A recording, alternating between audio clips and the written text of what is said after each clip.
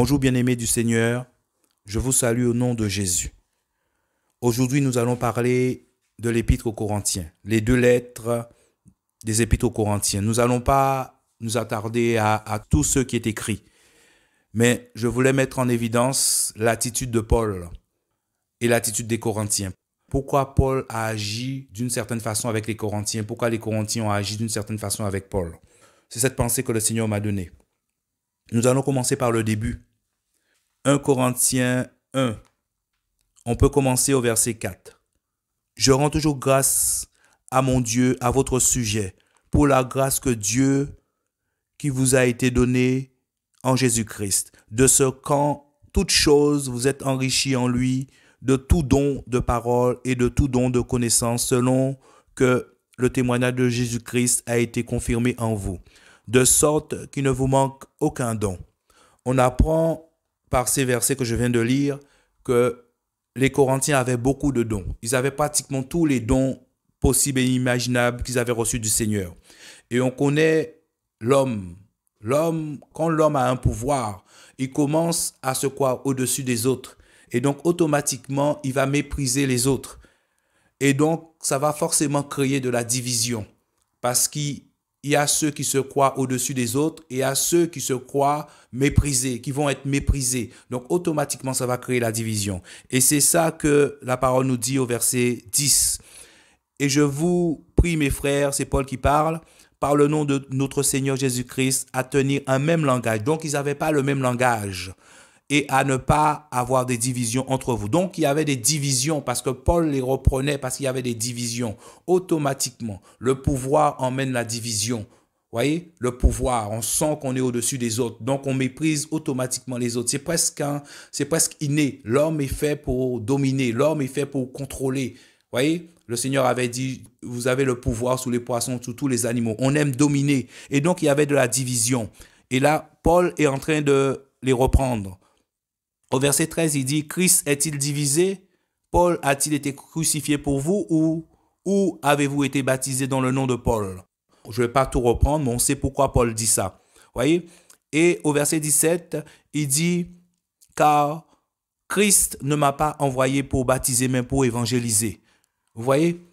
Christ l'a envoyé pour évangéliser et non baptiser. Quelquefois, on vous fait croire que comme vous baptisez beaucoup de gens, Dieu est plus près de vous. Vous voyez, toutes ces choses, toutes ces doctrines. Vous voyez, je me souviens une fois, j'étais sorti des Antilles et un frère, quand il m'a vu, l'une des questions, il m'a posé combien de personnes j'ai baptisé. Non, Dieu m'a envoyé pour évangéliser, non pour baptiser.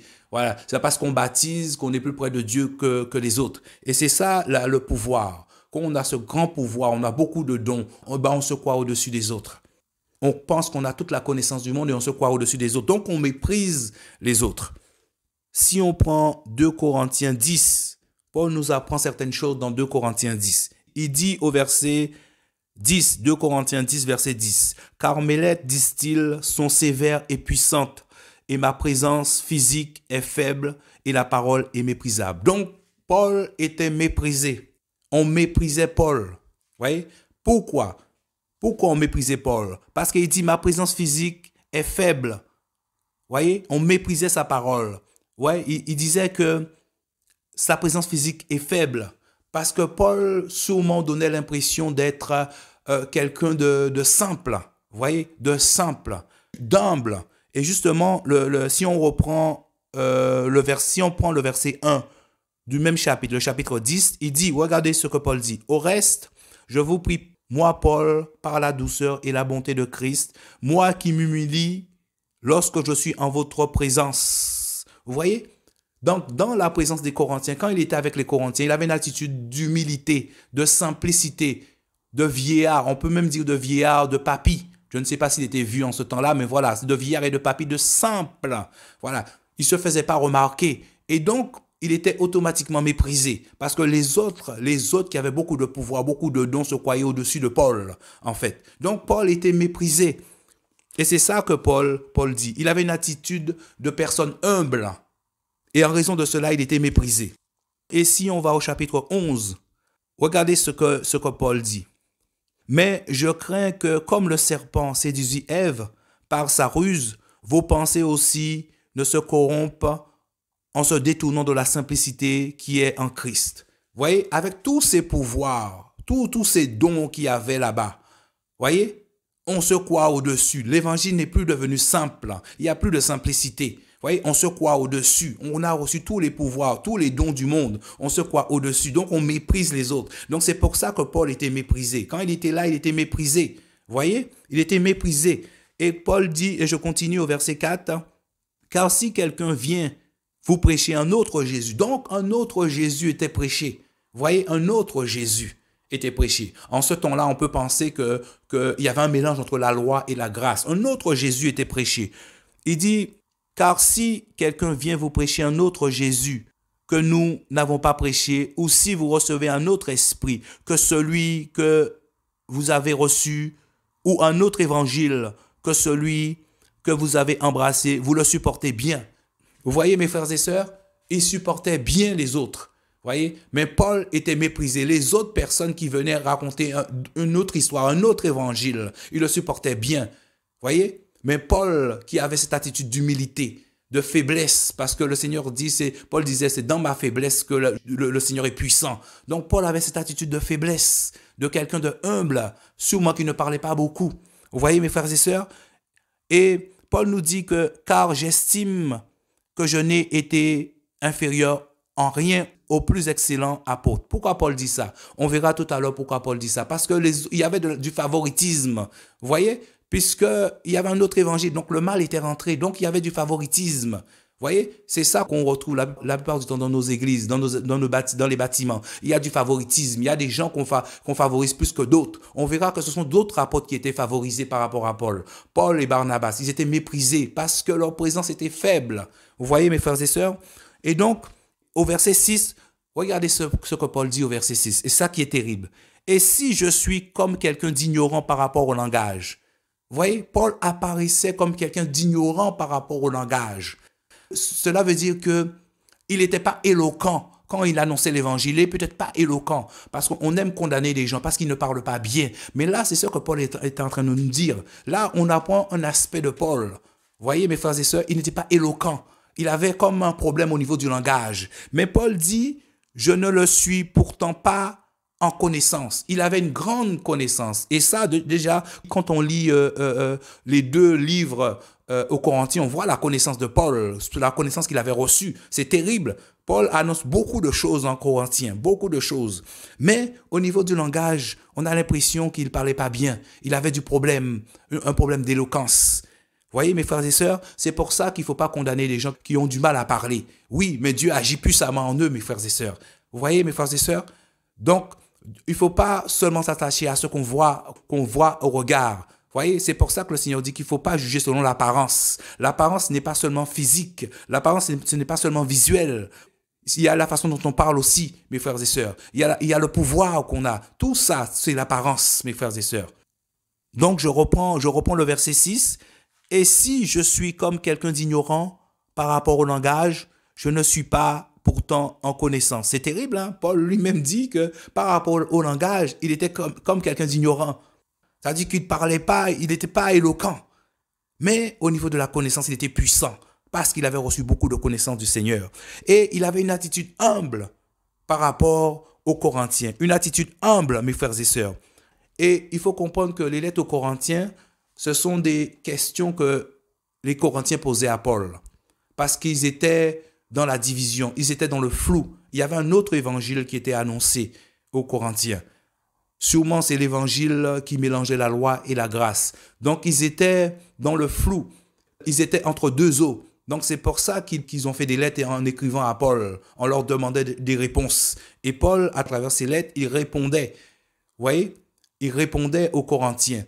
Mais il reprochait aussi aux Corinthiens certaines attitudes. Et c'est ça qu'il est en train de dire. Il y a certaines reproches qu'il faisait aux Corinthiens par rapport à leurs attitudes, parce qu'il était méprisé.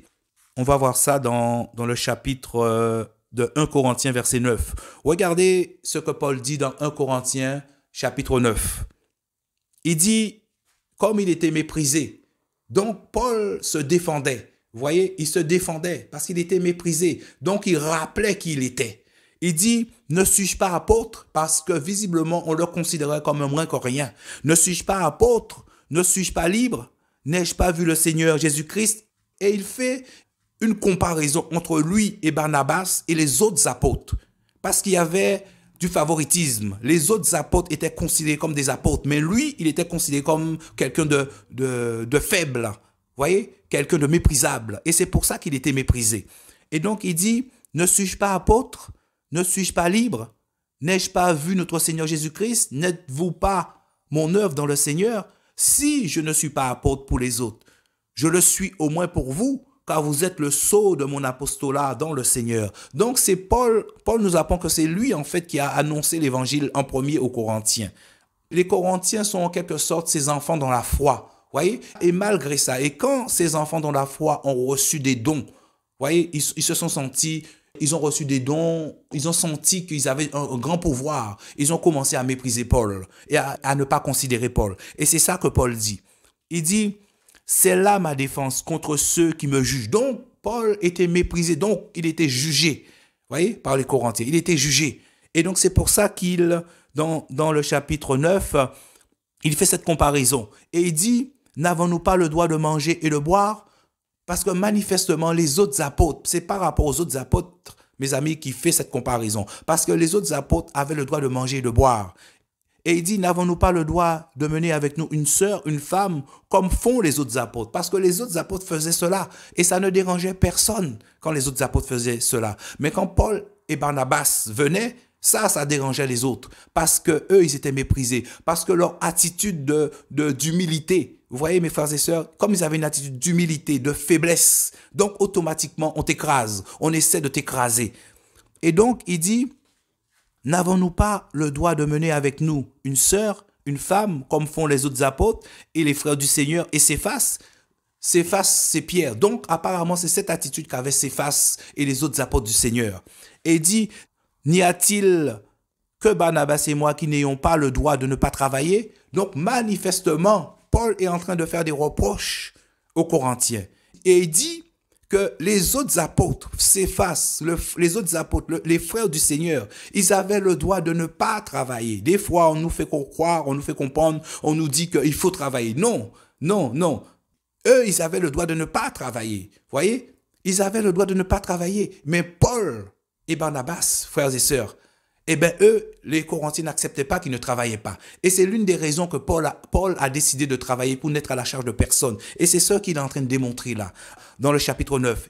Si on prend le verset 11, « Si quelqu'un a semé parmi vous des biens spirituels, est-ce une grosse affaire si nous moissonnons vos biens charnels ?» Donc, Paul a annoncé l'évangile. Et il dit que ce n'est pas la fin du monde. Vous voyez, ce n'est pas une grosse affaire qu'ils reçoivent, qu'ils ont semé et qui moissonnent. Ce n'est pas une grosse affaire de recevoir des biens charnels, de quoi subvenir à leurs besoins. Ce n'est pas une grosse affaire. Apparemment, pour les Corinthiens, eh bien, les Corinthiens les reprochaient cela. Vous voyez, mes frères et sœurs, Paul était très déçu de l'attitude des Corinthiens. Il était très déçu. Vous voyez, mes frères et sœurs, il était très déçu parce qu'il était méprisé, mes frères et sœurs. Et si on revient au verset 7, qu'est-ce qu'il est dit? Qui est-ce qui va à la guerre à ses propres frais? Qui est-ce qui plante une vigne et n'en mange pas le fruit? Paul avait semé. Il attendait d'avoir une attitude des Corinthiens qui est digne de son rang d'apôtre. Et manifestement, les Corinthiens l'ont méprisé. Il dit, qui est-ce qui fait paître un troupeau et ne se nourrit pas du lait du troupeau? Vous voyez, mes frères et sœurs? Donc, il attendait de recevoir en retour, de moissonner en retour, mon ami. Et il a reçu du mépris des Corinthiens, mes frères et sœurs. Vous voyez?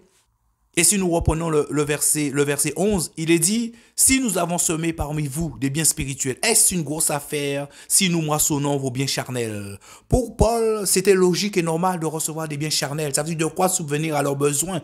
Leur rang d'apôtre imposait ces choses, mes frères et sœurs. C'est ça que Paul est en train de nous dire. Et au verset 12, il dit, « Si d'autres usent de ce droit à votre égard, » vous voyez, mes frères et sœurs? Donc, apparemment, c'était un droit qui était attribué à d'autres. On a vu au verset 4, en fait, que 4 à 6, en fait, il parlait des autres apôtres. Les frères du Seigneur, Céphas, c'est Pierre, les autres apôtres qui avaient certains droits. Et c'est là, et c'est ce qu'il dit. Si d'autres usent de ce droit le droit de manger, le droit de ne pas travailler. Vous voyez ce genre de choses. Pourquoi lui qui est supposé être le père dans la foi, lui qui a annoncé l'évangile en premier, qui a semé peut-être en premier, pourquoi lui ne reçoit pas, ne moissonne pas, ne reçoit pas ses récompenses. Il lui reçoit que du mépris. Vous voyez mes frères et sœurs, si d'autres usent de ce droit à votre égard, pourquoi non nous aurions-nous pas plutôt qu'eux?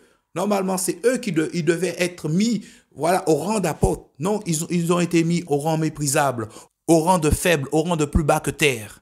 Et il dit, cependant, nous n'avons pas usé de ce droit. Vous voyez, mes frères et sœurs? Donc, quand Paul a vu l'attitude des Corinthiens, vous voyez, pour ne pas mettre un frein à l'évangile, il a préféré travailler. Et c'est ça que Paul est en train de nous dire, mes frères et sœurs. Vous voyez, on dit souvent que Paul a travaillé. Oui, Paul a travaillé par rapport à l'attitude des Corinthiens. Normalement, il ne devrait même pas travailler, mes frères et sœurs. Mais c'est par rapport à l'attitude des Corinthiens qui l'ont regardé de haut. Donc, il a préféré, pour qu'il n'y ait pas de frein par rapport à l'évangile, il a préféré travailler. Mais quand même, il dit aux Corinthiens que normalement, leur attitude n'est pas correcte.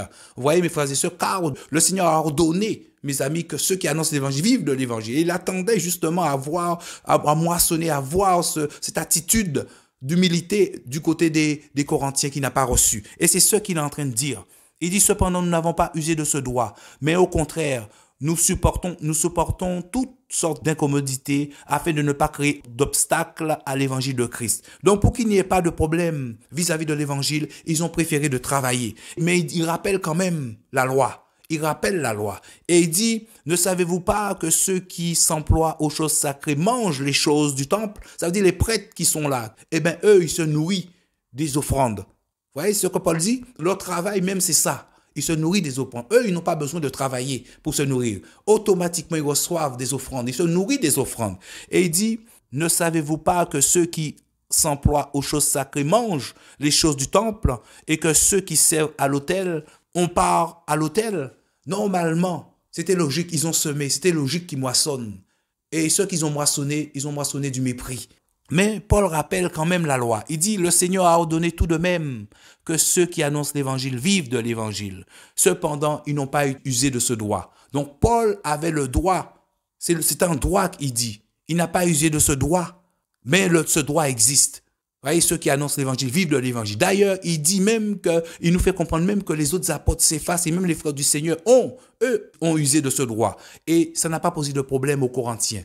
Par contre, lui, vu son attitude, il a une attitude d'humilité, de simplicité. Vous voyez, vis-à-vis des Corinthiens. Sa présence est faible, il disait.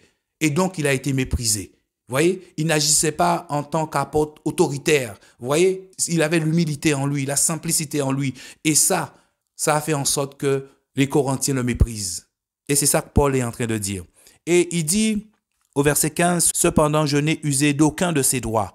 Et je n'écris pas ces choses afin qu'on agisse de cette manière envers moi, car j'aimerais mieux mourir plutôt que de voir quelqu'un anéantir ma gloire. Car si j'évangélise, ce n'est pas pour moi un sujet de gloire, parce que la nécessité m'en est imposée. Malheur à moi si je n'évangélise pas. Mais si je le fais de bon cœur, j'en aurai la récompense. Mais si je le fais malgré moi, c'est une charge qui m'est confiée. Quelle récompense ai-je donc?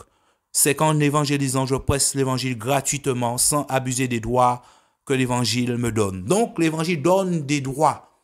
L'évangile donne des droits. Et Paul attendait de recevoir ces droits. Il ne prêche pas l'évangile pour avoir quelque chose. Non, il pensait que automatiquement, l'amour du Seigneur qui est dans les cœurs de ses enfants, automatiquement, devait faire comprendre à ses enfants qu'il fallait. Celui qui a semé automatiquement reçoit, récolte. Mais c'est pas cette attitude que les Corinthiens ont eue vis-à-vis de Paul. Au contraire, mais comme il y avait la division, il y avait un autre évangile. Donc, ils ont usé de mépris vis-à-vis de Paul. Et Paul dit au verset 18, « Quelle récompense ai-je donc? C'est qu'en évangélisant, je presse l'évangile gratuitement, sans abuser des droits que l'évangile me donne. » Donc, l'évangile donne des droits, mes frères et sœurs.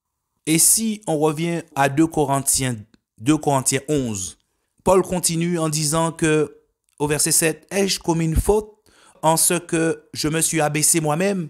C'est son attitude d'humilité, frères et sœurs, sa simplicité, le fait d'être simple, de ne pas apparaître comme un apôtre autoritaire, mais la simplicité, sa faiblesse.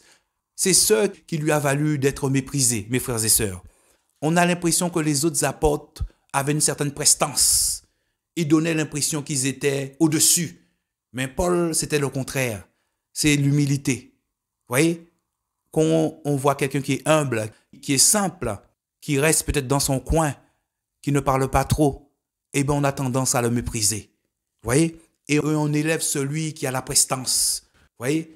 Le Seigneur avait envoyé Samuel d'aller oindre et David. Et quand Samuel est venu vers le père de David, il a vu le premier frère de David, bien haut, avec les épaules bien carrées, bien haut, bien taillées. Il a dit sûrement c'est celui-là que Yahweh m'a ordonné d'aller oindre. Et le Seigneur lui a dit non, c'est pas celui-là. Et il a fait cela avec tous les frères de David. Vous voyez mes frères et sœurs? Donc, on a tendance à juger selon ce qu'on voit. Paul était humble, simple, attitude d'humilité. Les autres apôtres apparaissaient comme des apôtres, comme si c'était une autorité supérieure. Non que c'était volontaire ou pas, mais c'est comme ça qu'ils apparaissaient. Donc eux, ils s'étaient mis en valeur. Et Paul, il était abaissé, lui et Barnabas. Et il dit au verset 7, « Ai-je commis une faute en ce que je me suis abaissé moi-même, afin que vous soyez élevés, parce que je vous ai annoncé l'évangile de Dieu sans rien prendre ?» Donc la première fois, il a annoncé l'évangile sans rien prendre. Vous voyez? Il était venu juste pour annoncer l'évangile sans rien prendre. Et son attitude a fait en sorte qu'il a été méprisé. Et c'est ça qu'il rappelle. Il dit, j'ai dépouillé les autres églises, au verset 8, prenant de quoi m'entretenir pour vous servir. Vous voyez? Et lorsque j'étais chez vous et que j'ai été dans la nécessité, je ne me suis pas relâché du travail afin de n'être à la charge de personne. Vous voyez? Donc Paul a travaillé parce que l'attitude des Corinthiens ne lui plaisait pas. Il n'a pas voulu être à la charge parce qu'il a vu cette attitude. Il attendait de recevoir des biens charnels. Vous voyez, mes frères et sœurs? Et quand il a vu cette attitude vis-à-vis de lui, que certains, il y avait du favoritisme, les autres apôtres étaient mieux considérés que lui. Il a vu cette attitude de mépris. Eh bien, il a préféré travailler pour n'être à la charge de personne. Vous voyez? Donc, il n'a rien voulu prendre, mes frères et sœurs. C'est ce que Paul nous dit. Vous voyez, mes frères et sœurs? Je reprends le verset 7. « Ai-je commis une faute en ce que je me suis abaissé moi-même, afin que vous soyez élevés, parce que je vous ai annoncé l'évangile de Dieu sans rien prendre? J'ai dépouillé les autres églises, prenant de quoi m'entretenir pour vous servir. » Et Paul nous apprend que lui-même n'a pas eu la même attitude vis-à-vis des autres églises. Il les a dépouillées. Il a pris de quoi s'entretenir. Vous voyez? Il a pris de quoi s'entretenir. Mais aux Corinthiens, il a vu qu'il y avait un problème. Mes frères et sœurs, il a préféré travailler. Vous voyez, mes frères et sœurs? Pour n'être à la charge de personne. Pour ne pas mettre de barrière, mes amis, vis-à-vis de l'évangile. Et c'est ce qu'il dit. Pour ne pas créer d'obstacle à l'évangile de Christ. Il a préféré supporter ce mépris. Vous voyez? C'est pour ça qu'il dit que nous supportons toutes sortes d'incommodités afin de ne pas créer d'obstacle à l'évangile de Christ. Donc, on peut comprendre que l'attitude de Paul de travailler aux Corinthiens a été influencée par le fait qu'il a vu l'attitude des Corinthiens vis-à-vis de lui. Il a vu le favoritisme qu'il y avait vis-à-vis de lui par rapport aux autres apôtres qui étaient bien accueillis. Lui, il a été mal accueilli. Donc, il a préféré travailler. Mais Paul rappelle quand même que, au verset 14 de 1 Corinthiens 9, le Seigneur a ordonné tout de même que ceux qui annoncent l'évangile vivent de l'évangile. Vous voyez?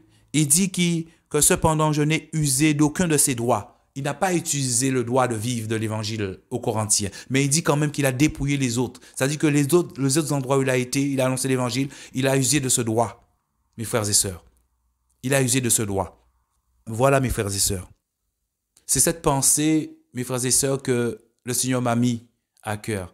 Vous montrer à travers ces quelques mots, en fait, l'attitude des Corinthiens vis-à-vis de Paul. Qu'est-ce qui peut nous pousser à avoir une certaine attitude? On voit bien que c'est le pouvoir, c'est le fait d'avoir beaucoup de connaissances, beaucoup de dons. Ça peut nous pousser à avoir une certaine attitude d'orgueilleux, parce qu'ils étaient orgueilleux. Il y avait la division. Dès qu'il y a la division quelque part, c'est l'orgueil. On croit qu'on est au-dessus de tout. Donc on méprise des fois les autres, mes frères et sœurs. Et Paul était méprisé. Et Paul rappelait aux Corinthiens qu'il était apôtre pour eux. Vous voyez, s'il n'est pas apôtre pour les autres, mais pour eux, ils étaient en quelque sorte ses enfants dans la foi et que leur attitude vis-à-vis de lui n'était pas correcte.